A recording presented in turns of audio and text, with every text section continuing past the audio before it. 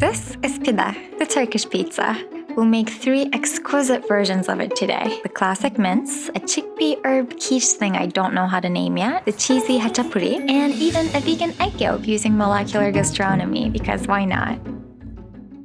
So you may think this name sounds familiar. That's because pide and pide kind of have the same origins. But it gets complicated. See, in Turkey, we refer to 2 different baked items when we say pide, neither of which is pita bread. That we call bazlama. What the Turks do call pide are these circular flatbreads that everybody lines up for during Ramadan and what we're making today. Ottoman food historians think the flatbread came first, and then we slowly started to add the fillings, the bread got thinner, and the boat shape became popular. Let's make the dough. First, we'll wake the yeast from its stupor by plunging it in lukewarm water along with some sugar. It needs food it hasn't eaten for like a year. Give it a mix and let it do its thing for at least 10 minutes. It'll get bubbly just like this. Then add the olive oil and the mixture of all-purpose flour and salt. This dough is going to be pretty moist at 70% hydration. Mix with a wooden spoon first, then knead with your hands for about 5 to 10 minutes. The dough shouldn't be very sticky. We'll wrap it and let it proof for at least a couple hours. I personally do this overnight in the refrigerator and take it out an hour or so before shaping. Okay, now that it's nice and poofy, we'll divide it up. Each piece should weigh about 150 grams. Roll them into balls using flour to make sure they don't stick, wrap, and set aside for a second proof. We'll let them puff up to about 1.5 times their size. Depending on the ambient temperature and how happy the yeast is, it should take about an hour.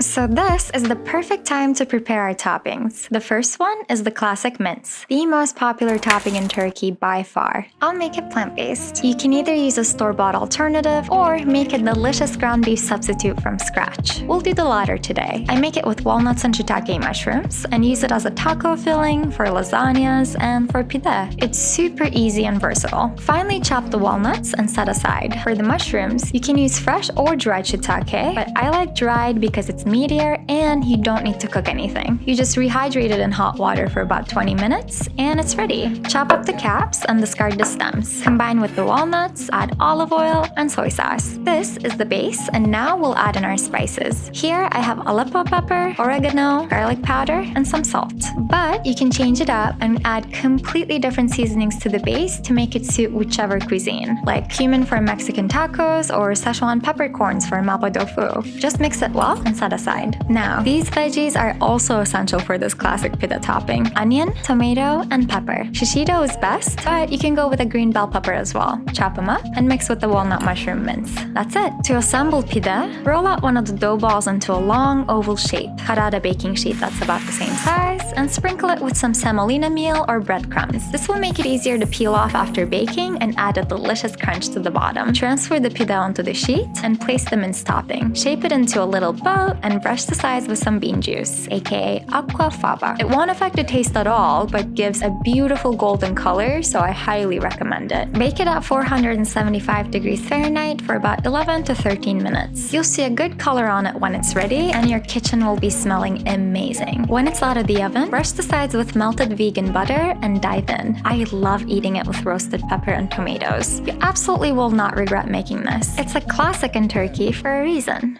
Now, on to the next variety. As is usually the case, there are other cultures around the world that make something similar to pide. For example, you may have heard of Khachapuri or cheese bread from Georgia. It's on the brunch menu of a vegan West Hollywood restaurant called Crossroads. I could eat it all day, every day. So naturally, we're making this whole thing. For this cheese bread, we'll need a plant-based cheese, of course. An almond ricotta is perfect for it. We'll use slivered almonds, nutritional yeast, chives, and lemon juice. Blend everything together except the chives. Then add in the chopped chives. Chop chives. Chop chives. Super simple. Now, prepare the khachapuri the same way as our last pide. Make a boat shape. Brush with aquafaba, sprinkle with a mixture of sesame and nigella seeds, then bake. You could technically stop here, but why not go the extra mile? The restaurant that makes this also puts a little vegan egg yolk on it so you can burst it for pleasure. I realize this is a gimmick and it's not something I'd make often, but if you have a little time to kill, you want to learn how molecular gastronomy works, want to impress your loved ones, or pull a prank on them, then it's completely worth it. Luckily, the restaurant is very forthcoming about how they make these yolks. To start off, we'll confit tomatoes in olive oil, chuck them into a blender, and add soy milk, water, and just a little bit of black salt for that sulfury, eggy taste. It can be impossible to find yellow tomatoes this time of the year though, so you can do this using pretty much any orange vegetable, like a pumpkin puree or butternut squash. I tested it using carrots and it worked great. Tasted better to me actually. The colors are pretty much the same too. So we have the yolk liquid. Now we need to put a membrane around this. If you ever did a tasting menu at a high-end restaurant or had pearls in your boba, you may have come across this technique we're about to use. It's called spherification. There are two types, basic and reverse. For either option, we'll need sodium alginate and a type of calcium. With basic spherification, they add sodium alginate to the flavored liquid and prepare a calcium bath. With reverse spherification, well, they reverse this process. They add calcium to the liquid and prepare a sodium alginate bath. Today, we're using a whole new method called double spherification. We'll add sodium alginate to the yolk liquid, dip it into a calcium bath, then into a sodium bath. So we're applying both the basic and the reverse methods. This will give us a nice, thick membrane that can last for days. Add the sodium alginate into the yolk liquid, blend, and let it rest in the fridge overnight. Then, prepare the sodium alginate bath by blending it with water. This also needs to rest overnight. The next day, make a calcium chloride bath by whisking it in water. Our molecular gastronomy station is finally ready. Carefully take a tablespoon of the yolk liquid and dip it into the calcium bath for about 30 seconds or so. Drain the liquid, then dip it into the sodium alginate for a minute. This process will create a strong double membrane. When it's ready, place it into a container filled with plain water. That's it. The great thing about this is that you can make one yolk to test if it's runny enough. If not, just add more water and test again until it is.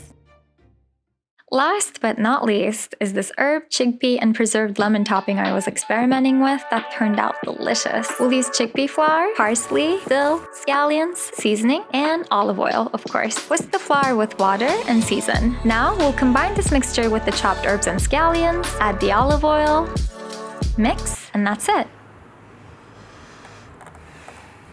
I love the smell of dill, by the way. We'll plop this onto the dough, shape it the same way, brush with aquafaba, and sprinkle with the sesame and nigella mixture. When it's baked, top with fresh parsley, and if you want to take it to the next level, place a few pieces of preserved lemon peel. Brush with vegan butter, and it's ready to be devoured. It's like a delightful quiche perched on delicious bread. This makes a great breakfast. Let me know which pide is your favorite. Mine is a toss between Khachapuri and the mince, but I love any kind of pide. If you enjoyed this, please don't forget to leave a comment. Even a short one makes a difference, and I always appreciate it. Thanks so much for watching, and until next time, be well.